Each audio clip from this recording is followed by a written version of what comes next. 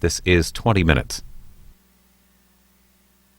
Of a U.S.-style democracy in Iraq, sir, what does it take to disengage?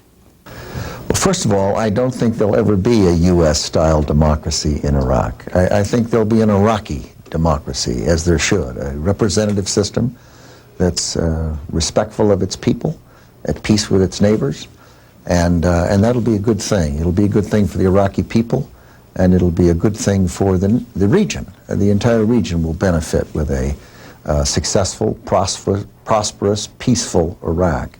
The Iraqi people deserve that. They've had a difficult time, and they have a proud history, and I look forward to the day that that'll happen. What will it take? It'll take the Iraqi people responding to the 10 or 12 million Iraqis who went out and voted, and fashioning a government that is representative of the country. I think that's going to happen soon, and I look forward to that. It's up to the Iraqis to decide what that'll look like and who the people will be, but we wish them well. We now have trained and equipped something like 250,000 Iraqi security forces, and almost every week we're turning over bases to the Iraqis. We're turning over real estate that they now are in charge of. Our goal is to not be in Iraq. Our goal is to have the Iraqis manage the situation in Iraq. When do you feel the moment has arrived for you to say thank you so much and we're going home? Well, we'd like it to be as soon as possible, needless to say. And I think that's something we would discuss with the new Iraqi government and make sure that it was managed and in a way that was appropriate from their standpoint and did not inject an instability into the situation. A lot of people's lives have been invested in that country. A lot of money has been invested. We want to turn it over to the Iraqi people and have them manage their own affairs, but it's the kind of thing that would take conditions on the ground to enable that to happen, and we would, when the new government's formed, we would set up some committees to start talking with them about what pieces of the responsibility they could continue to take over it and at what pace. Talking about American forces in Iraq, according to a Zogby International poll in February, 29% of your soldiers would prefer an immediate withdrawal, 50% would favor a pullout in 6 months. People on the Hill speaking to us, they would like you to have an extensive withdrawal this summer to help them out, some of them and Republicans in their November election. You're smiling, but this is the honest truth, what they told us. Yeah. Do you have plans for an extensive withdrawal this summer, deep redeployment of forces in Iraq? Well, I personally don't give any credence to that poll. I would think 100% of our forces would prefer to be home. Their goal is to not be there, and that's perfectly understandable. And it seems to me that any president or any leadership that chases public opinion polls is not going to succeed. But these are your Republican senators and congressmen. I understand that. Yes, sir. And there's always been differences over wars and big issues like this. This is important. I think it's important for the people of the region to reflect on what the world would look like if we turned Iraq over to Zarqawi and to the terrorists and to the people who behead people on television. The people who indiscriminately go out and kill 40, 50, 60 innocent men, women, and children of Iraqis. They're basically trying to, by their violence, the insurgents and the terrorists, by their violence, they're trying to frighten people and to terrorize them, to alter their behavior. If we simply throw in the towel and say, fine, you have it, Zarqawi, you have it, bin Laden, this world would not be a good place because they won't be satisfied with that. They'll go after the neighboring countries next. And their goal is to reestablish a violent regime in that part of the world, and they're not going to succeed, I don't believe. President Mubarak of Egypt, many Iraqi leaders, including ex-Prime Minister Alawi, said what's going on in Iraq now is civil war. What is the difference between a civil war and what's happening in Iraq now? Well, if you go to civil wars historically and look at them in different countries around the globe, they have existed in time. There have been civil. We've had one in the United States that was a violent one, lasted many years. I'm not going to get into the debate as to semantics, as to what is or is not a civil war. People can call whatever they want what's going on there. I personally think of it as a situation where in 18 provinces of the country, about 14 are at peace. There are very few incidents of violence in 14 of the provinces. But the majority of the population live in the other four, sir. And in the population is in Baghdad is the place where the bulk of the violence is, and then in 3 others. Yes, sir. Now, what does that mean? Some of it is criminal violence. Some of it's Zarqawi and Al-Qaeda violence. Some of it is insurgent and sectarian violence. And it is a mixture of things. And I think that if someone wants to put a label on that, they can. But I think of it as terrorism myself. Would the American forces be able to continue to stay in Iraq if the situation of a full-fledged civil war took hold of the country? I'm not going to get into that. I don't think a full-fledged civil war will take hold of the country myself. I think the Iraqi people, you know, the terrorists tried to stop the election that took place a year ago, January. They failed. They tried to prevent the drafting of a constitution by the Iraqi people. They failed. They tried to prevent the referendum on the Iraqi constitution, and they failed. They tried to stop the elections December 15th of last year, and they failed. They're now trying to stop the formation of the new government, and they're going to fail again. The Iraqi people have voted with their hearts and their courage and their feet, and they've said they want to have that constitution and they want to have an elected government, and I think they're going to have one.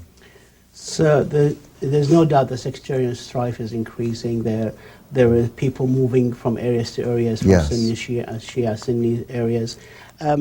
How do you rate the performance of the Iraqi security forces? Your forces have already come back to Baghdad, I understand. Is that a statement on the readiness and the performance of the Iraqi forces? The performance of the Iraqi security forces has to be characterized in 2 pieces. The Ministry of Defense forces have been performing very well. We have our people embedded with them. We are able to see where their strengths and weaknesses are and correct them and give them additional equipment if that's appropriate, tell them where leadership needs to be improved, assist with logistics, assist with intelligence and the like. The Ministry of Interior security forces, the police, have a different pattern, and they're recruited locally. We were not training them. We have not had people embedded in with them, and we have less visibility. And if they're at least a year or 2 behind the Ministry of Defense forces. But in the aggregate, the reality is that the Iraqis have provided security for the last election, for the constitutional referendum. They're doing a very good job overall. Abu Ghraib, sir, John Batista said that the fact there was not enough troops actually created Abu Ghraib because putting incompetent officers in charge. Would you agree with that statement? No, I wouldn't. There are people who have different views on that, but General Tom Franks and General Abizaid and General Casey have been the ones who've determined how many troops there would be. They've made those recommendations to me and to the President, and we've agreed with them. There's a balance that's needed in this. You can have not enough troops, in which case things can be disorderly, or you can have too many troops and be too intrusive, too much of an occupying force, create a dependency on the people of Iraq so that they're depending on us, and actually feed the insurgency, because no country wants to have foreign forces in their country over a long period of time. So it's a balance. It's an art, not a science. No one knows for sure what the right number should be. Everyone can have their opinion and express their opinion. Personally, I'll go with General Abizaid and General Casey's judgment. I think they're probably the best observers. There are people on the outside who are retired who look back and say, oh, this or that, and that's fine, they can do that, but that doesn't make them right. So you took full responsibilities for the atrocities that took place in Abu Ghraib. You offered your resignation more than once. You're a man of honor. Would you take this opportunity to apologize for the Iraqi people for what took place in Abu Ghraib? Oh, we've done that, and there's no question but that people in the United States military, in Abu Ghraib, on that night shift, mistreated Iraqi prisoners. They should not have done it.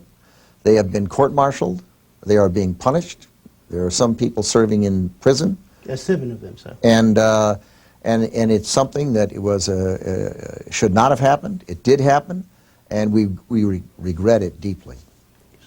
The future bases in Iraq, sir, there are some who say that you're planning to have future bases in Iraq in consultation, of course, with the Iraqi government. Do you plan actually to extend that? We really don't. It's up to the Iraqi government. Whatever the Iraqi government decides at some point down the road, when there's a permanent government that's been elected by the people under the new constitution, they can decide how we can be helpful. Needless to say, we have been a big help to them in terms of training and equipping their military. Their security forces are basically oriented to deal with the problem inside the country. And we have not gotten into any discussions with them about the future at all, and it would be the kind of thing that would be down the road if they come to us and say they'd like to talk about that. And you would be accommodating? We would be happy. I don't know that. We'd be happy to talk to them. I don't know if we'd be accommodating to what they want, but certainly it's their country and they're a sovereign nation, and they're going to have to decide what they want, and we wish them well.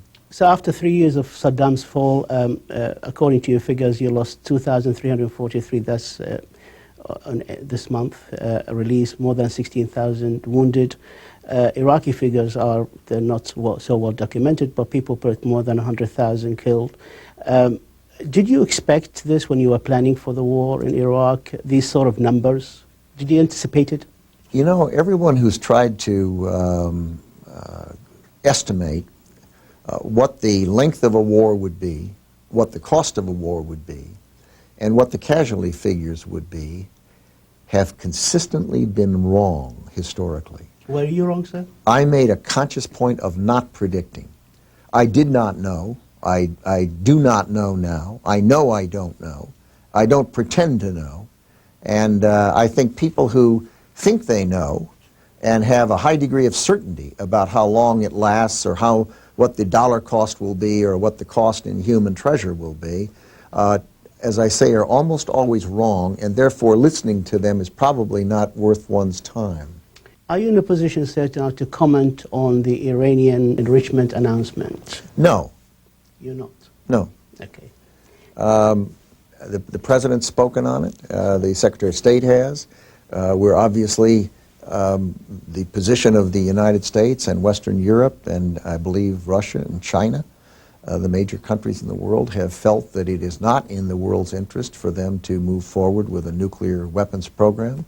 They've said so publicly. They're on a diplomatic track to try to persuade the people there that that's in their best interests.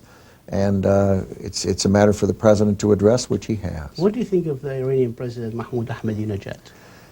Well, he clearly has expressed some extreme views that I have trouble believing are the dominant views of the people of Iran. I think that the people of Iran are proud. They have a proud history. It's a large, important country. And I don't think I don't think their choice is to be isolated from the rest of the world. And to the extent government leadership's words have the effect of isolating that country from the world, my guess is they will not meet with the approval. The government leaders will not meet with the approval of the Iranian people overall. I will not ask you, sir, about the options that you have on the table. I will not ask you about Seymour Hersh article because he will just call it a Disneyland or Fantasyland, as you said. But I would ask you, is the nuclear option on the table or off the table? The more anyone discusses this, the more misinformation gets communicated. And the President has spoken on this repeatedly. There is no need for people who work for the President to rephrase anything he's said. He has said it all, and I'll leave it with him. Okay, the diplomatic path is being followed, but Exactly. are all options still on the table? The President has spoken on this repeatedly, and if I repeat his words, it becomes newsworthy, and I have no desire to be newsworthy on this subject. What would you consider, as a Minister of Defense, the no-return point, where you feel that the United States has to act with Iran? The Secretary of Defense of the United States does not make those kinds of decisions. No, those are issues for the President, for the Congress, and for the United Nations, and that's the locations that type of a discussion would take place. Is the prevention doctrine still applies to Iran? I haven't heard the President comment on that, but you should take your guidance from the White House on this subject. What do you see as a Minister of Defense escalating military threats to the oil industry? Oh, I'm not going to get into that. People can read the papers. They know who produces it and who uses it, and they can make their own judgments. Do you take the threats to the oil industry and the prices of oil into consideration in your planning, strategic plan? Well, I think, those kinds of issues are things that the Department of Treasury and the White House and the economic side of the equation think about. The United Nations reports in Guantanamo, so I'm sure you've read it and you've commented earlier on it. It was very condemning, but why doesn't the United States government speed up the trials of these 500 or so prisoners in Guantanamo and deal with them instead of having reports being issued so finger-pointing towards the administration? Yeah. Well, first let me correct your statement. Yes, sir. It was not a United Nations report. It was a couple of people from the United Nations who did not even go down there. And for them to then opine as to what they thought of what was going on there is really out of order, one would have to say. I mean, how can people who've not been there write this? Let me go on. You've raised this, and I'll respond. Yes, sir. The other people, hundreds and hundreds of journalists, members of the Congress, members of the Senate, representatives from 20, 30, 40 countries have been down there. They've seen it. The treatment of the detainees in Guantanamo Bay is excellent. The medical care they're receiving, the food they're receiving, their treatment is excellent. And people who've never been there to run around making the kinds of statements that were made, I think, is not a responsible approach. Why didn't you let them, sir, meet with these? Because they are saying, justifying this, they're not going there because you did not let them meet or allow them to meet with the prisoners. And the answer, I'm told, is this is not a Department of Defense issue, it's a U.S. government issue, is the official organization is the International Committee of the Red Cross.